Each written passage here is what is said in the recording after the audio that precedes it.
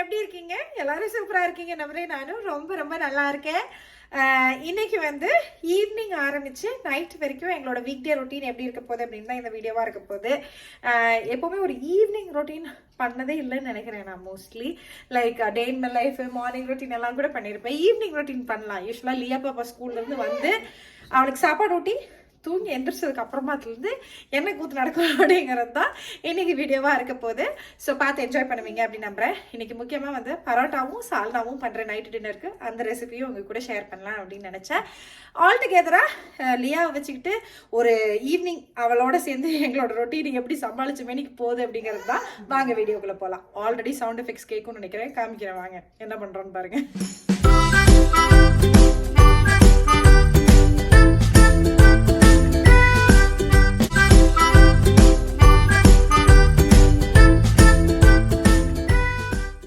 இங்கே பார்த்தீங்களா, ஈவினிங் ஆயிடுச்சுன்னா எங்கள் அக்காவுக்கு வந்து தலை சீவி விடுறதுல எங்கள் அம்மா வந்து ட்ரை பண்ணி தலை சீவி விடுவாங்க. சம் டேஸ் நான் பண்ணுவேன், ஆனால் மோஸ்ட் ஆஃப் த டேஸ் அம்மா பண்ணுறதுக்கு ட்ரை பண்ணுவாங்க. வா பாப்பா தலை சீவி விட்றேன் பிடிச்சி இழுத்து வச்சு தலை சீவி விடுறதுக்குள்ளே அவளுக்கு கேர்லி ஹேருங்க. லைக் ஸோ அவளுக்கு சுத்தமாக வந்து முடி சீவுறதுன்ற ஒரு இஷ்டமே இல்லாத ஒரு ப்ரொசீஜர். அம்மா கால் வருது. ஸோ அம்மாவுக்கு வந்து எங்கள் அண்ணன் கால் பண்ணாங்கன்னு சொல்லிட்டு எங்கள் அம்மா வீடியோ காலில் பேச போயிட்டாங்கன்னு சொல்லிட்டு சரி நான் வந்துட்டு அவளுக்கு சீ விடலான்னு ஆரம்பித்தேங்க. ஏதோ வீடியோ எடுக்கிறேன்னு தெரிஞ்சனால அலங்காமல் குலுங்காமல் அப்படியே நின்றுக்கிட்டு ஓரளவுக்கு பரவாயில்லங்கிற மெனிக்கு நின்று காமிச்சிச்சு. இல்லாட்டினா அவள் சுற்றுல நம்ம சுஹாசினி அவங்களோட முடியை பார்த்துருக்கீங்களா, ஒரு படத்தில் காமிப்பாங்க, அந்த படம் பேர் எனக்கு ஞாபகம் இல்லை. அந்த மாதிரி ஆயிரும் அவளோட முடி. அந்த மாதிரி ஐயோ இப்படியான அப்படி நடிகேன்னு ஐயோ சாமிகளா. அவளோட சுருட்ட முடிக்கு அது வேறு கரெக்டாக அப்படி நிற்கும் பார்த்துக்கங்க. நான் அடி வரைக்கும் ஆல்மோஸ்ட் பின்னி போடுறதுக்கு ட்ரை பண்ணேன். காமெடியாக இருக்கும். ஸோ அப்படி ஓரளவுக்கு அப்படி இப்படி சொல்லிவிட்டு ஒரு பின் பண்ணிவிட்டு ஒரு 10,000 கிளிப்பையும் சைட்லலாம் குத்தி கொடுத்துட்டேன் அப்படின்னா அப்படி முடி அப்படி நிற்கும்.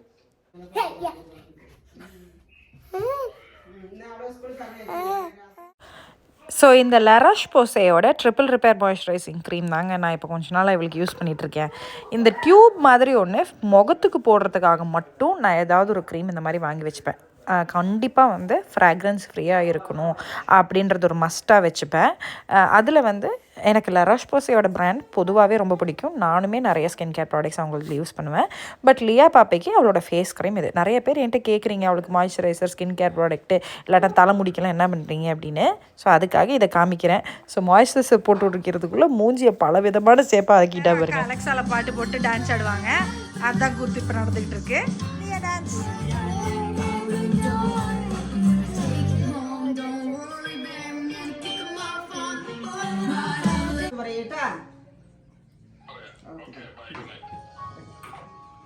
செம்மையாக குளிருது. என் பிள்ளைக்கு வேண்டுதல்னு கேட்டிருக்கீங்களா? இங்கே பாருங்க, வெளியே வரணும், வெளியே உட்காந்து விளையாடணும் அப்படின்றா. இல்லையா ஏதோ வெயில் அடிக்கிறப்பறா இருந்தால் கூட பரவாயில்ல இல்லையா? என்னன்னோ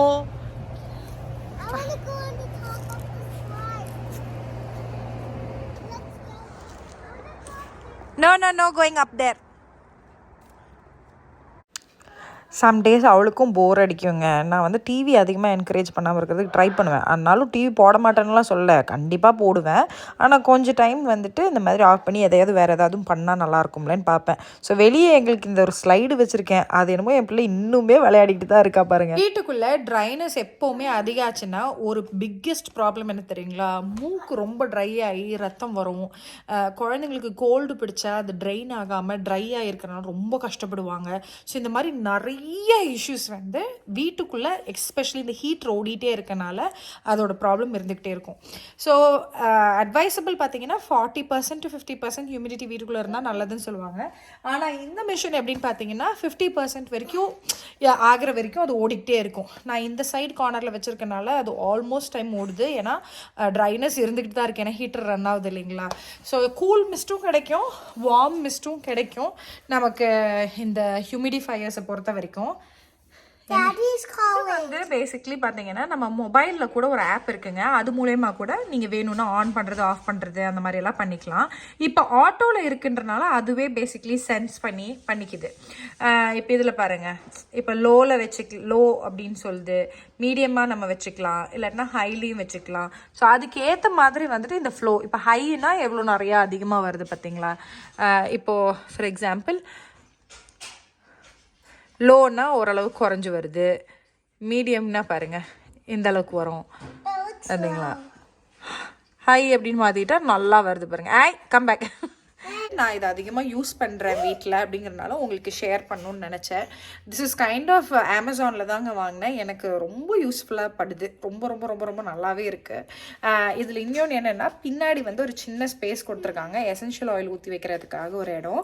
அதுவுமே ரொம்ப நல்லாயிருக்கு, வாசனை வருது. இட்ஸ் நாட் பேசிக்லி வந்து ஒரு டெஃப்யூசர் கிடையாது, ஸ்மெல் வரக்கூடிய விஷயம் கிடையாது.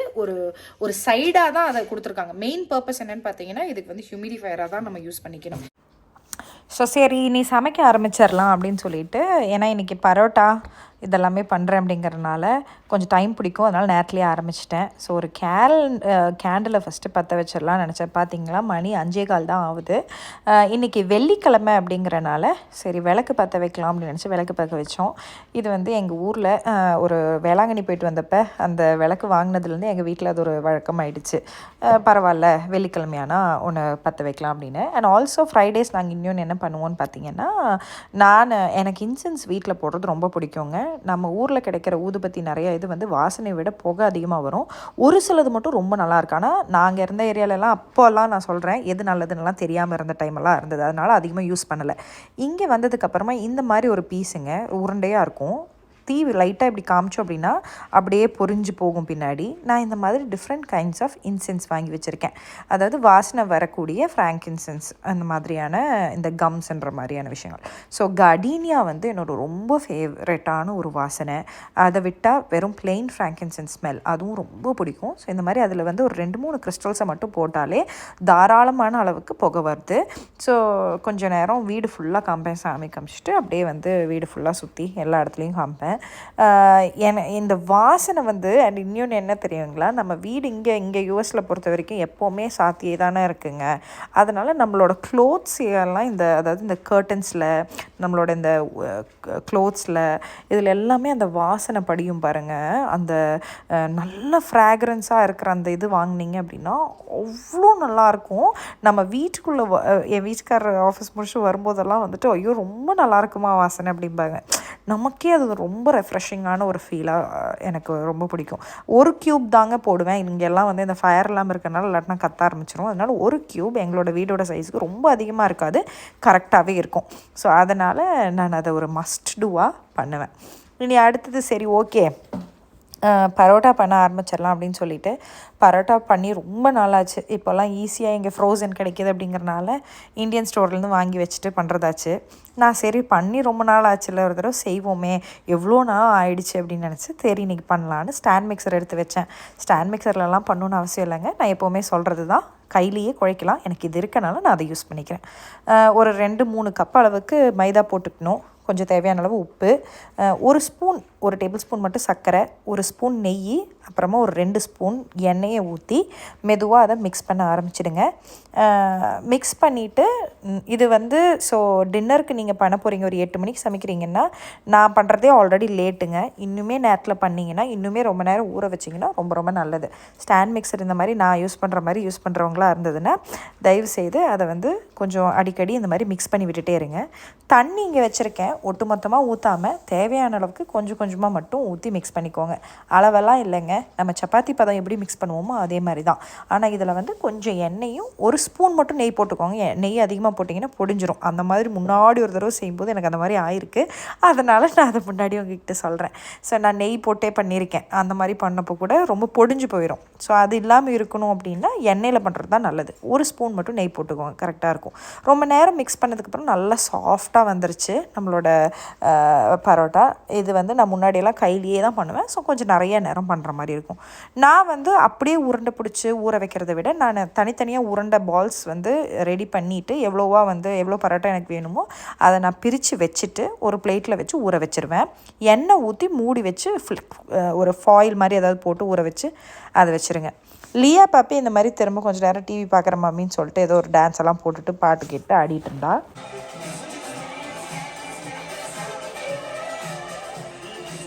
பரோட்டா ஊறுற சமயத்தில் நம்ம சால்னா பண்ணிக்கலாம். ஒரு 5 சின்ன வெங்காயம், 2 பச்சை மிளகா, துருவி வச்ச தேங்காய் ஒரு 1/2 கப் அளவுக்கு அதையும் சேர்த்திக்கோங்க.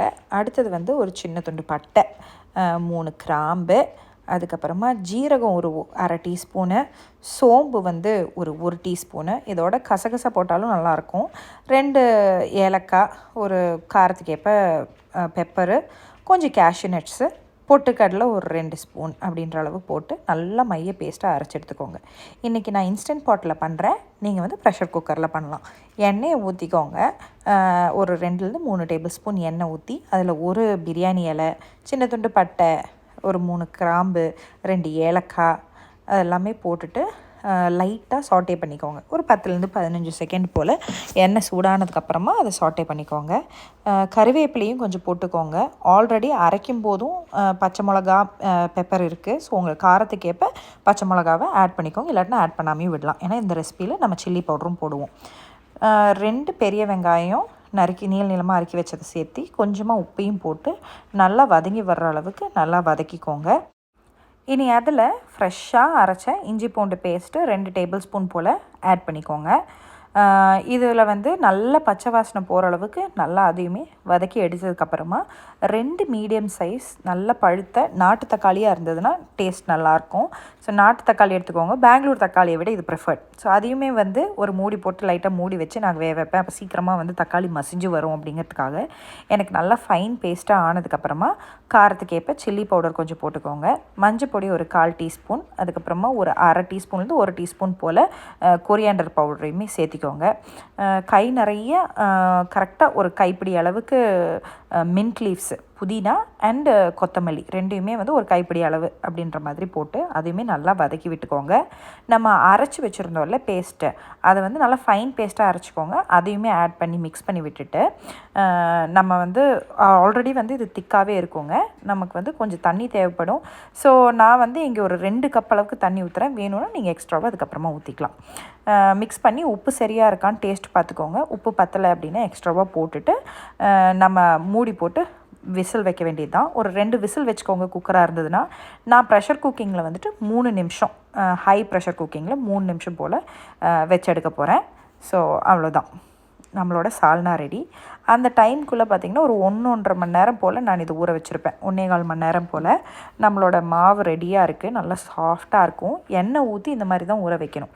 நான் கவுண்டர் டாப்பை நல்லா ஃபுல்லாக பலன்னு க்ளீன் பண்ணியிருக்கேங்க. அதில் தான் நான் பண்ணுறேன். ஸோ என்னடா கீழே வச்சு பண்ணுறாளேன்னு நினைக்க வேண்டாம். ஸோ நல்லா இது வந்து பறந்து தேய்க்கணும், நல்லா தின்னாக தேய்க்கணும் அப்படிங்கிறதுக்காக நான் அப்படி பண்ணுறேன். நல்லா உங்களால் முடிஞ்ச அளவுக்கு தின்னாக ஸ்ப்ரெட் பண்ணதுக்கப்புறமா எண்ணெய் ஒரு டீஸ்பூன் போல் மேலே ஊற்றி இந்த மாதிரி தேய்ச்சிட்டு கத்தி எடுத்து இந்த மாதிரி சின்னதாக கீறிக்கோங்க. நீல வாக்கில் கீறினதுக்கப்புறமா இந்த மாதிரி ஒட்டு மொத்தமாக சேர்த்து எடுத்துக்கோங்க. உங்ககிட்ட இந்த பீட்சா கட்டர் இருக்கு இல்லையா, அதையுமே யூஸ் பண்ணலாம். எல்லாம் ஒட்டு மொத்தமாக இந்த மாதிரி சேர்த்து வச்சு அப்படியே ரவுண்டாக சுற்றிக்கோங்க. சுற்றி இதையுமே எடுத்து சைடில் வச்சுக்கோங்க. இதே மாதிரி எல்லா உருண்டைகளையுமே ரெடி பண்ணி வச்சுக்கோங்க. ஒரு 10-15 நிமிஷம் அதுவுமே வந்து கொஞ்சம் ஊறட்டும். அடுத்தது அடுப்பில் வந்துட்டு கல் வச்சு அது சூடானதுக்கப்புறமா இந்த மாதிரி கையிலேயே வச்சு அழுத்தி கொடுத்துக்கோங்க. ரொம்ப திக்காக இருந்ததுன்னா நம்ம பரோட்டா வந்து உள்ளே வேகாது. ஸோ நல்லா ஓரளவுக்கு நல்லாவே தின்னாவே தட்டி எடுத்துக்கோங்க. அப்புறமா நான் இன்றைக்கி கேஸ்ட் அயர்ன் பாத்திரம் யூஸ் பண்ணுறேன். அதில் லைட்டாக எண்ணெய் தேய்ச்சி எண்ணெயை நல்லா எல்லா பக்கமும் ஆகிற மாதிரி ஸ்ப்ரெட் பண்ணி விட்டதுக்கப்புறமா அதில் வந்து ஹீட் கொஞ்சம் லோவாகவே வச்சுக்கோங்க, இல்லாட்டினா பரோட்டா உள்ளே வேகாது. நான் பிகினிங்கில் வந்து கொஞ்சம் சூடு ஆயிடுச்சு, அதுக்கப்புறமா அதை ஹீட்டை குறைச்சி நான் அதுக்கப்புறமா பண்ண வேண்டியதாக இருந்தது. ஸோ இதே மாதிரி நல்லா நைஸாக தின்னாக தட்டி வச்சிங்க அப்படின்னா உள்ளுக்கு நல்லா வேகும். அது மாதிரி லைட் கோல்டன் ப்ரௌன் எல்லா பக்கமும் ஆனதுக்கப்புறமா நீங்கள் எடுத்து சர்வ் பண்ணிடலாம். ஸோ நம்மளோட ஹோம்மேட் பரோட்டா டெலிஷியஸாக இருக்கும். கண்டிப்பாக ட்ரை பண்ணி பாருங்கள். இது ஒரு ஈஸி மெத்தட். நான் முன்னாடி வேறு மெத்தட் ட்ரை பண்ணி எனக்கு அது வந்ததில்லைங்க. அப்புறமா பல தடவை நான் இது பண்ணி தான் எனக்கு இது வந்து சக்ஸஸ்ஃபுல்லாச்சு. இந்த மாதிரி லைட்டாக எல்லாத்தையுமே சேர்த்து வச்சு இந்த மாதிரி லைட்டாக உடச்சி விட்டுக்கோங்க. கடைசியில் வந்து எனக்கு வந்து சால்னா நல்லா ஊறினா அப்படி இருந்ததுன்னா ரொம்ப பிடிக்கும். எனக்கும் சரி எங்கள் அம்மாவுக்கும் ரொம்ப பிடிக்கும். ஸோ என் வீட்டுக்காரருக்காக ரெடி பண்ணி வைப்போம் அப்படின்னு சொல்லிட்டு நல்லா பிச்சு போட்டு நல்லா சால்னா ஊற்றி ரெடியாக வச்சேன். First class. You liked it? நீ இங்கே போட்டிக்க ஆல்ரெடி. ஓகே, போட்டிக்க மாட்டேன் நெக்ஸ்ட் டைம். அவருக்கு நல்லா உதிரி பண்ணி அதில் நல்லா சால்னா ஊற்றி கொடுத்தா எங்கால என்னோடது எதுக்கு நீ உடைச்ச அப்படின்னு கேட்குறாருண்ணா. இந்த மனுஷனை நான் என்னன்னு சொல்கிறது, நல்லா ஊறி சால் நீங்கள் வர்றதுக்குள்ளே அப்படி ரெட்டியாக இருக்குன்னு நினச்சேன் டாடி. இனி அப்படியே நாங்கள் சைடு வாங்க ஆரம்பிப்போம். டைம் ஆக அப்படியே ஒதுங்குவோம். ஏன்னா போய் படுக்கிறதுக்கு போட்டணும். மேக்ஸிமம் 9 போய் தள்ளுறதுக்கு ட்ரை பண்ணுவேங்க. நாங்கள் ப்ரேயர் பண்ணுறதும் எங்களுக்கு இதில் இருக்கும் ஒரு ஸ்கெட்யூல். சாப்பிட்டு முடிச்சுட்டு நீ ப்ரேயர் வேறு பண்ணணும். ப்ரேயர் பண்ணிட்டோம்னா தூக்கி கொண்டு பெட்டில் வீசுறதுன்ட்டு வேலை. ஸோ நாங்கள் எல்லாருமே உட்காந்து சாப்பிட்டு முடிச்சதுக்கப்புறமா ப்ரே பண்ணுறதுக்கு டைம் ஆச்சுங்க. லியா பாப்பா கிட்ட ரோசரி எடுக்க சொல்லுவோம். நாங்கள் வந்து ஒரு family prayer every day by default பண்ணுவோம். ஞாயிற்றுக்கிழமை மட்டும் இருக்காது, ஏன்னா சர்ச்சுக்கு மாஸ் அட்டன் பண்ணிட்டு வருவோம் அப்படிங்கிறனால. ஸோ பிகினிங் மட்டும் நான் அவங்களுக்காக வச்சு காமிக்கணும் அப்படின்னு நினச்சேன். ஸோ லியா பாப்பி அங்கே கீழே உட்காந்துருக்கா, அது மறைஞ்சிட்டு. ஸோ அதுதான். ஸோ அது முடிச்சதுக்கப்புறமா ப்ரேயர் முடிச்சுட்டு லைக் இந்த மாதிரி குழந்தைங்களையும் உட்கார வச்சு ப்ரேயர் பண்ண வைக்கும்போது தான் அவங்களுக்கும் நம்மளோட ரிலிஜன் பற்றி தெரியும். ப்ளஸ் ப்ரேயர் பண்ணணும், அந்த டைம் அதுக்காக சாமிக்காக ஒதுக்கணும் அப்படிங்கிறதெல்லாம் கற்றுக்குவாங்க. அப்படிங்கிறதுக்காக இதை வந்து ஒரு மஸ்ட் டூவாக நாங்கள் ஃபாலோ பண்ணுவோம். அண்ட் லியாவை வந்து என்கரேஜ் பண்ணுறேன்னு வைங்களேன் செய்யறதுக்காக. அவளுக்கு ப்ரேயர் சொல்கிறது நம்ம ரிப்பீட்டடாக சொல்லும்போது அவள் கேட்பா அப்படிங்கிறது தான். அவளோட முடிச்சுட்டு அவள் ரூமுக்கு வந்துட்டோம்னா அவளுக்கு எல்லா லைட்டையுமே போடணுங்க. லைட் இல்லாமல் அக்காவுக்கு வந்து கொஞ்சம் பயப்படுவா. பிகினிங் டேஸு புதுசாக தான் தனியாக படுத்துங்கிறதுக்கு ட்ரை பண்ணுறா. அப்படிங்கிறனால டெய்லி நைட்டு ஏதாவது ஒரு புக் ரீட் பண்ணுவாங்க. நைட்டு படுக்கிறதுக்கு முன்னாடி ரீட் பண்ணிட்டு தான் படுப்பா. Okay, so this book goes, can you hug a bug? இன்றைக்கி அவள் ரீட் பண்ணுறதுக்கு சூஸ் பண்ண புக் வந்து can I hug a bug அப்படின்னு சொல்லிட்டு குட்டி புக்கு தாங்க.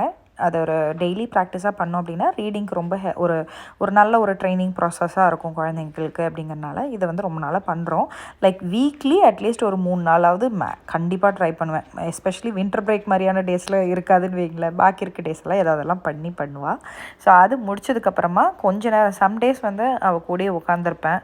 ஒரு 5-10 நிமிஷம் உட்காந்துருப்பேன் அவள் கூட. அவள் தூங்குற வரைக்கும் உட்கார வந்துட்டு அதுக்கப்புறமா தான் நான் தூங்க போவேன். சேம் திங் இன்றைக்கி அவளையும் படுக்க வச்சுட்டு லைட்டெல்லாம் ஆஃப் பண்ணிட்டு அவள் கூட வந்து உட்காந்தேன். இந்த வீடியோ இதோட முடியுது. நெக்ஸ்ட் வீடியோவில் உங்கள் எல்லாருமே பார்க்குறேன். Until then, bye bye.